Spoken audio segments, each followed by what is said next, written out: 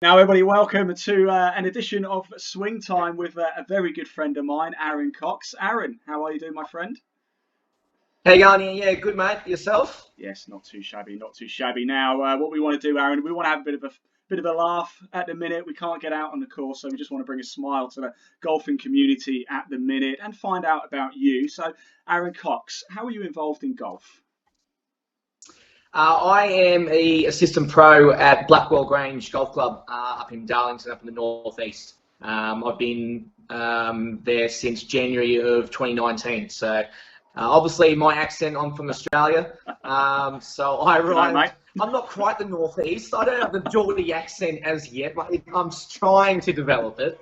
But I arrived in the UK in January of 2018, so I've been here just over 2 years now and loving it. So my new home. So Australia to the northeast, huh? That's quite a. Most people come to London or something. Why the northeast?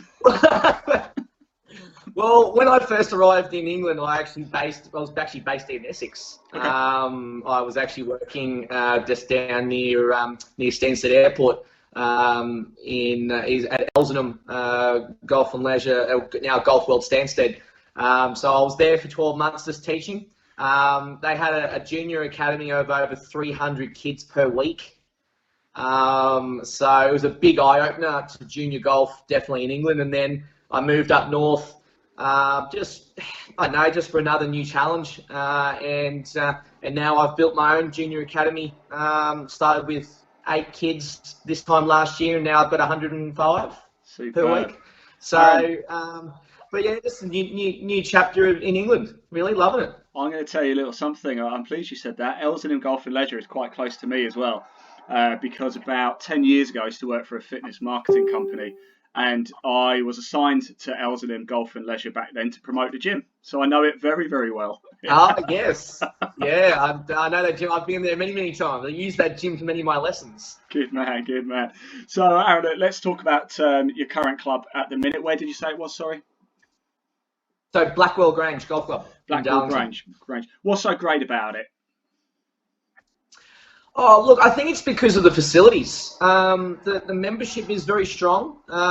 See, Blackwell Grange, there was 2 golf courses across the road from each other. Yeah. And one called Stress Home, which was a muni course, a council-owned course, and then Blackwell Grange bought that muni course off the council, sold the land to their course, Yeah. and then took over the old Stress Home. Now then they renamed it Blackwell Grange. So what they've been doing, why it's so great, to pretty much answer your question, it's a great parkland golf course. Facilities are fantastic. We've got the full 18-hole golf course, a full driving range, undercover driving range, Yeah. floodlit. We've just built a massive indoors swing studio for club fitting lessons. And then the club's just spent a lot of money on actually building a state-of-the-art short game facility, which from corner to corner is 90 yards. Wow. So it's Wow. yeah, and it's a great members golf course. I think it's a traditional members golf course, which is it's not very hard. It's not too hard, but it's not easy in that respect either. When you said it's not too hard, that would suit me because I'm not the best golfer. I love my golf, I wish I was very better at flat. it. Perfect. That's what I like. Flat. It's Flat a and very no water. flat golf course. Flat and no Your water. heart rate doesn't really need to get very high just to walk this golf course. Right, I'm going to come up and play it. It sounds like my cup of tea, does that? Now, Aaron, talking of Well, mate, you're always welcome. talking of playing. Now, I've seen you play. Yeah. You're pretty handy, I have to say. What's your handicap, sir? Well, when I was an amateur, I got to +1 before I turned pro. Yeah. And then when I was always playing with the members back home in Australia, and so I just gave myself a handicap to play, and I got down to +5 at one point playing with the members. But yeah, since age 19, I haven't had a handicap. Okay, wow. Well, but you're now pro, I know, because you've been playing on the 2020 Pro Tour, 2 events so far. How'd you get on? Yep. I only played the first one. I only played the one at Crossland Heath, Yeah. where I saw you. Yeah. But obviously, I knew that golf course because I played that course last year in an event there with the North region. So I knew the course quite well, and as I did say during the day to you, even conditions were tough with the wind, and it was always gusting around the top of the hill, and wind was playing across. When it was almost playing harder when it was playing across wind.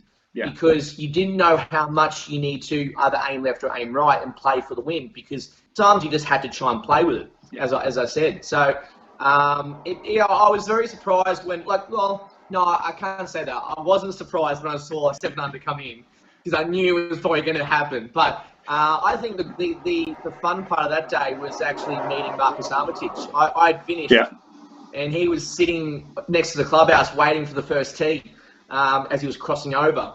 And I actually went up to him and met him and said, "How you going?" I shook his hand. I said, "G'day, mate. How you going?" I tweeted you on Twitter and you replied, and he was like, "Oh, okay." Like didn't really compute, or was like, "Yeah, okay." So I interviewed him after his round. I've got to say, he's a cool guy. He's a nice guy, I have to say, and so was everybody. So was everybody during the day, I have to say. So, Aaron, I want to know a little bit more about your golf. Now, you've never played with me, thank goodness, because you'd show me up like you wouldn't believe. I've put a few, I've shanked a few off the first tee. What's been your most embarrassing moment on a golf course?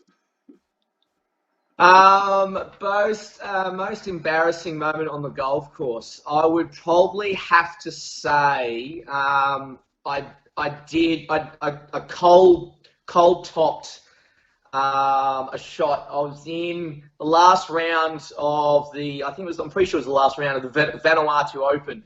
It's an event over in the South Pacific that I go to every year, and I was in the last round. I was in the last group, and I was in the fairway on the 10th on the 10th hole to par 5. I was in the bunker, in the fairway bunker, and it was a very shallow one. So I got my hybrid out because I'd done it all week, and in front of about 60, 80 people, cold topped it. And luckily it got out of the bunker, but how far did it go? Only about 20, 30 yards. Good shot. That's a good shot. It was all right. Yeah. But considering I was leading the tournament, it was a bit of an embarrassing moment. I looked around and went, right, okay, thanks. Yeah, cheers. Did you win it in the end? Did you take it home? No, I didn't actually. Unfortunately. Sorry to report that up. There's the other embarrassing moment. I didn't end up winning. No, I actually ended up losing by 2. So, okay. But it was good though. Now I feel bad for bringing that up. I'm sorry. Hey, you wanted the embarrassing moment. You wanted that, mate. I did. I'm going to remind you of it every time I see you now. Yes. It's that bunker shot, wasn't it? Yeah. Just as you're about to drive off on the next 2020 Pro Tour event, I'll just remind you of that. Yeah, exactly right. Right, I'm going to look over my shoulder next time I'm playing. I'm going to have a bunker. I'm going to be looking around going, now, where's Ian? If you look really hard, you'll just see me hiding behind some trees like this. And it's Aaron Cox. I've got a funny story about Aaron. Yeah, exactly right. Yeah. Right, Aaron, one thing everybody likes to know is what's in your bag? What do you play? Do you have a... Right, so I've got... Let's start at the top end, shall we? Let's go driver down. Yep, cool. So I've got the Epic Flash, Callaway Epic Flash driver, 9 degree, extra stiff shaft. I've got a full bag of Callaways. So Epic Flash, I've got the Epic 3-wood. Yep. I haven't changed over to the Epic Flash yet in the 3-wood because I'm hitting it well. And then I've got a Callaway Apex 3 hybrid, 20 degree hybrid. And then 4 on down to a wedge, I've got the Apex, the CF19s. Yeah. Sorry, CF17. Sorry, I got the ones back in 2017. So I've had them about just over 3 years now. How many wedges? And now I've got the Mac Daddy. How many wedges? 2 wedges. 2. Okay. So right. in the Apex irons, it actually goes down to a wedge. Now the A wedge is 50 degree, which is like a gap wedge. Yeah. Because the pitching wedge is 46, so I got the A wedge, which is 50, and then my 2 wedges, which are Mac Daddy 4 wedges, 54 and 58. Fantastic. And what's your putter? Putter, I have the Odyssey number 7. Okay. Yep. So it's like a bit of the round claw. So I've had that a while now. But my putter though is 30 inches long. Okay. All right. That's So it's 5 inches shorter than standard. Yeah. That's I'll have to see it hunched over next time. Yeah. As everyone would probably know, like the Michelle Weed tabletop. Now everyone says to me, "Oh, did you get that off Michelle Weed?" Well, I've like Michelle Weed's probably in her late 20s now, and so I'm early 30s. So I've been putting like this for the last 20 years. So since I was in my teenage years, I've been putting, which is pretty much just bend over from the waist and straight over. That gives me the reason why I do that is I saw the way Jack Nicklaus putted. Okay. And if you remember Jack Nicklaus and also Arnold Palmer, he was they all really got hunched really up, over the ball Yeah.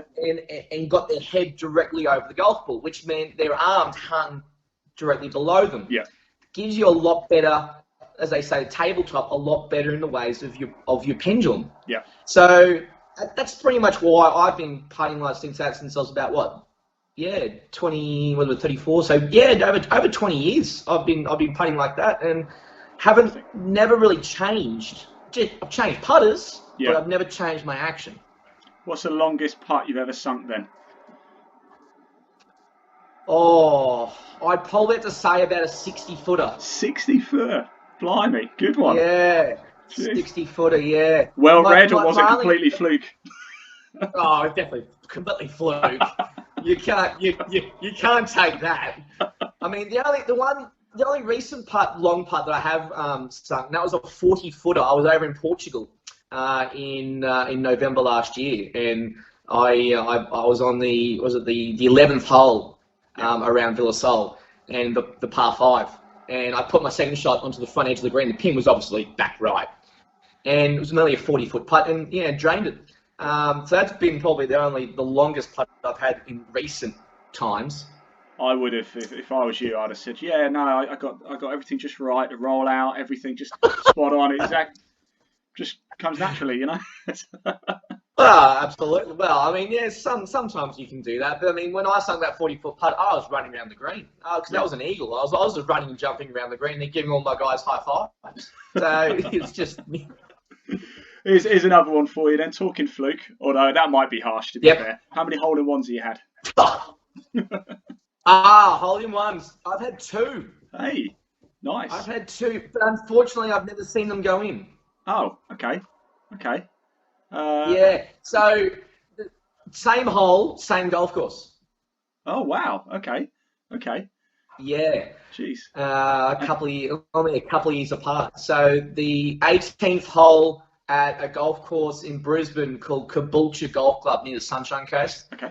That's where I was head pro for just over 2.5, 3 years. My first head pro role when I was 26. Brilliant. And the first one I did it was with the club champion. It's a par 3 of about 130 meters, so 150 yards, 145 yards. But the tee's here, and the green is like up here. Ooh, okay. Yeah. So, and then you got the clubhouse directly behind it. Yes. So, when you've got the clubhouse full on the balcony, full of guys drinking after their round, it's the first time I had my following one on that hole. Not a soul was on the balcony, not one person. There, and because I hit the shot, and it's just I can still hear it. I've hit the shot, and the ball's all over the flag, and all you hear is boom. Balls just hit the flag, and I went, oh damn it! Well, that's going to hit it, and because the green's so high, everything just drops off 30, 40 feet. Cool. And then go up there, and I've gone over the side of the green, down the hill, and my playing partner's gone, what you're playing Callaway, aren't you, Aaron? He said, yeah, check the hole. I was like, oh, okay, radio. And then the second time, I did exactly the same thing. Hit pitching wedge with at the time, one of the directors of the golf club, but this time the balcony was full. Oh yes. So I've hit the pitching wedge, the balls bounced on the green, and then all of a sudden you just start hearing the guys go, oh, and then all balls just gone up on the balcony. Did you have to buy everybody a pint then after? Gone berserk. Sorry? Do you have to buy everybody a pint then after? Yeah, I did. Yeah. Well, the bar was full. The balcony was full, and they've all come into the clubhouse to see you come up the stairs. So they knew that. Hey, we saw you. We saw you. Where's our drink? Half of them were about to go home, and then they saw that, and oh no, I'll hang on a little bit actually. Oh, hang on, he's got the hole in one. Oh, we'll stick around there. Yeah, that's exactly right. But so I've been lucky enough to get two, but unfortunately, I've never seen the actual golf ball go into the hole or roll in or hit the flag. So, but they've been sighted, so it counts, I suppose. What about yourself, Ian? Have you got a hole in one? No, no. I've come reasonably close a few times, but no, I haven't had. No, I would love to say I have, but it's one of those things. Like I said, Aaron, you're a good golfer. I'm around about a 20 handicap, so it would be complete fluke if I ever did get one. It would just be if I hit it in the right direction. If I hit it on a green on a par 3, I'm just happy, Well, yeah. But I mean, if you think about it, like getting a hole in one, it is, yes, you've got to hit a decent shot to the green. Yeah. But at the same time, there is a good percentage of fluke in every hole in one, really. Unless you look at the 16th hole at Augusta on the final round where the hole's down that little bowl and you just throw the ball up nice and high and just let it roll down the hill. Yeah. That's when you are actually playing for a shot, but.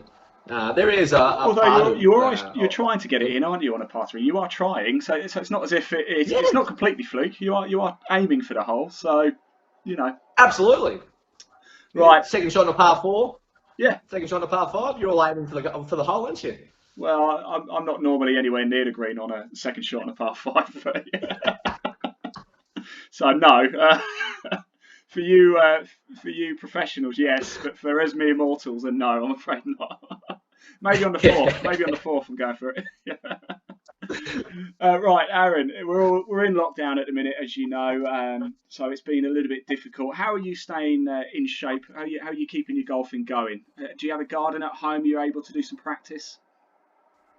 Oh, I live in a flat, building a flat, so no, there's no real garden. I'm just literally just walking still, just keeping the walking movements, just keeping exercise really in that respect. Yeah, I do some again stretching and exercises at home, just to keep the upper body limber. Yeah. But mostly, I do a nightly video on my club's Facebook page. Yeah, so I'm doing online lessons, online tips, just to keep obviously everyone else then still thinking about their golf. And I still do online lessons with my kids and do a big clinic with all the kids online. So yeah, it's just a matter of obviously keeping your head in a mental position where, well, it's not the end of the world. We're not. This is not going to be the end all of what's going to happen. We're going to come out of this on the other side. It will change. We'll get back to normal life. Yeah. We just don't know when exactly. But just keeping positive and keeping our heads up. And talking to loved ones and talking to family and talking to friends and talking to your fellow golfers. And that's what I've been trying to do, and obviously I've been keeping in contact with my family in Australia, so they're also in lockdown as well. So. Well, we wish everybody in Australia. Well, I've travelled Australia myself, so I'm very fond of the country, I have to say. So anybody over there watching it from the UK, stay safe, and we'll hopefully see you guys soon. Look, Aaron, it's been an absolute pleasure talking to you today. Just before I let you go, finally, is there anybody you want to give a shout out to, a special thank you to, any sponsors, any family members, or anybody who's just helped you in your career get to where you are? You just want to give a bit of a special thank you to? Oh, look, absolutely. I mean, obviously, my family, my mum and my dad, my folks, and they've all been a massive support of me and driving me to continue to do my golf and make it better. And obviously, to all the golf clubs I've worked at, I've worked at a few as head pros back home in Australia, and then even coming over to England now. And a big shout out to my boss, Peter Rain. He's the head pro of Blackwell Grange. And he's trying to keep his head up it's hard for him because obviously he's not getting anyone through the shop and on the range and all that stuff. So, look, they're the main people that I really do appreciate in my life, and all the members of Blackwell and all the golfers that really. All my clients and all my kids, so they're the main people that really keep me moving forward and keep looking forward. All my kids are my academy and all the members of Blackwell and then my family. Fantastic. So if somebody wants to get in touch with you, Aaron, or at Blackwell Golf Club, how do they go and do that? What's the best place for them to go visit? Yeah, well, look, I've got obviously the Blackwell Grange Golf Club website, and then my Facebook page through the Blackwell Grange Facebook, and then my email. Yeah, my email's in blackwellgrangegolfacademy@gmail.com. So anyone can contact me anytime up in the northeast. As I said, I'm always doing videos on Facebook and Instagram and all that stuff, so they can always catch me out there. Fantastic. Aaron Cox, it's been an absolute pleasure. I'm going to let you get back to whatever it was you were doing, probably go for a walk or something, I don't know. Not a lot, I suppose. No, it's a bit stretching and keeping the body limber, I suppose, for the golf that we may not play for a while. Yeah, that's it. I will see you. There's one, it's a good exercise. And I'll see you on the course very, very soon once we get back to it. Aaron Cox, thank you so much for your time. It's been a pleasure. Thanks, guys. Thanks, Ian. Pleasure, mate. Take care.